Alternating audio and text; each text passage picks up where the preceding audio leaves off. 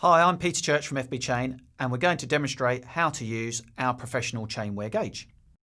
There are plenty worn, not worn gauges on the market, but ours is a how much worn gauge, showing wear in 0.25% increments.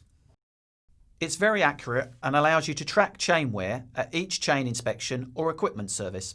We developed the gauge after years of working with leaf chain, fitted to all types of lifting equipment, and have designed the gauge to be robust and easy to use.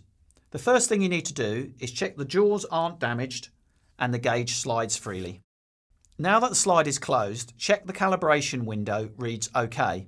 If the calibration is out, it won't give an accurate result. The gauge is made to be robust and it's available in two options, steel or acrylic. Next, you need to check the pitch of the chain. You do this by lining up the arrows on the pin centers on one of the outer link plates. There are 3 sets of arrows to make it easy, whatever the position of the chain. The pitch and the number of pins you need to measure over should appear in the top window. If nothing appears, you need to turn the gauge over. The A scale on one side measures pitches from 3/8 to 3 inch, and the B scale on the other side measures 1 3/4 and 2 inch pitches.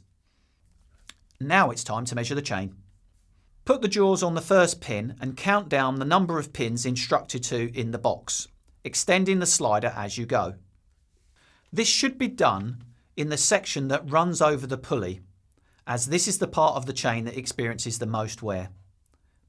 The chain should be placed under a small load. Often the weight of the forks and the carriage is enough.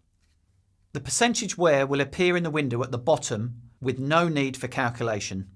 If the wear is greater than 2%, you should plan to replace the chain.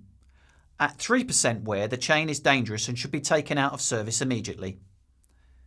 To be sure, we recommend that you carry out the measuring process in more than one place. Now wipe the chain gauge and put it back in its case and keep it safe from damage. We're dealing with tiny measurements here, so that's why our chain gauge is much easier and more reliable to use. Using the FB gauge limits visual errors and errors in calculation that you often get with steel tape, rules and old style gauges. So you won't be needing them anymore.